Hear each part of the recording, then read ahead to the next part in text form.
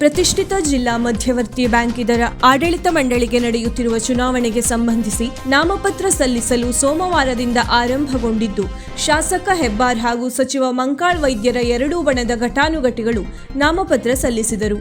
ಪ್ರಮುಖವಾಗಿ ಭಟ್ಕಳ ಫ್ಯಾಕ್ಸ್ನಿಂದ ಸಚಿವ ಮಂಕಾಳು ವೈದ್ಯ, ಹಾಲು ಉತ್ಪಾದಕರ ಕ್ಷೇತ್ರದಿಂದ ಹಾಲಿ ನಿರ್ದೇಶಕ ಹಾಗೂ ಹಾಲು ಒಕ್ಕೂಟದ ಉಪಾಧ್ಯಕ್ಷ ಸುರೇಶ್ ಚಂದ್ರ ಹೆಗಡೆ ಕೆಶಿನ್ಮನೆ, ಅರ್ಬನ್ ಬ್ಯಾಂಕ್ ಮತ್ತು ಕ್ರೆಡಿಟ್ ಸಹಕಾರಿಗಳ ಸಂಘಗಳ ಕ್ಷೇತ್ರದಿಂದ ಕೆಡಿಸಿಸಿ ಉಪಾಧ್ಯಕ್ಷ ಮೋಹನ್ ದಾಸ್ ನಾಯ್ಕ್, ಮಾರ್ಕೆಟಿಂಗ್ ಕ್ಷೇತ್ರದಿಂದ ಗೋಪಾಲಕೃಷ್ಣ ವೈದ್ಯ, ಗ್ರಾಹಕರ ಸಹಕಾರಿ ಸಂಘ ಕ್ಷೇತ್ರದಿಂದ ನಿರಂಜನ್ ಭಟ್ ಹೊಸತೋಟ, ಔದ್ಯೋಗಿಕ ಸಹಕಾರಿ ಸಂಘಗಳ ಕ್ಷೇತ್ರದಿಂದ ವಿಶ್ವನಾಥ್ ಭಟ್ ಹೊನ್ನಾವರ, ಹೊನ್ನಾವರ ಫ್ಯಾಕ್ಸ್ನಿಂದ ವಿಕೆ ವಿಶಾಲ್, ಕುಮಟಾ ಫ್ಯಾಕ್ಸ್ನಿಂದ ಗಜಾನನ್ ಪೈ ಹಾಗೂ ಶ್ರೀಧರ್ ಭಾಗವತ್, ಸಿದ್ದಾಪುರ ಫ್ಯಾಕ್ಸ್ನಿಂದ ವಿವೇಕ್ ಭಟ್ ಗಡಿಹಿತ್ಲು, ಕಾರವಾರ ಫ್ಯಾಕ್ಸ್ನಿಂದ ಸುರೇಶ್ ಪೆಡ್ನೇಕರ್ ಸಚಿವ ಮಂಕಾಳ್ ವೈದ್ಯರ ತಂಡದಿಂದ ಸ್ಪರ್ಧೆ ಮಾಡಲಿದ್ದಾರೆ.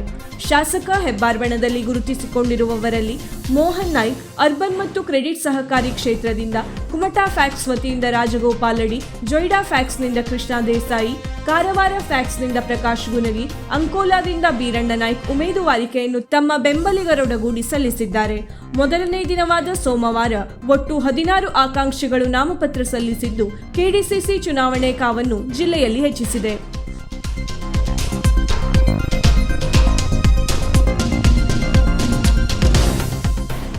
ವೀಕ್ಷಕ ಮಹಾಪ್ರಭುಗಳೇ, ನಮ್ಮ ಚಾನಲ್ ಅನ್ನು ಸಬ್ಸ್ಕ್ರೈಬ್ ಮಾಡಿ, ಶೇರ್ ಮಾಡಿ, ಪ್ರೋತ್ಸಾಹಿಸಿ.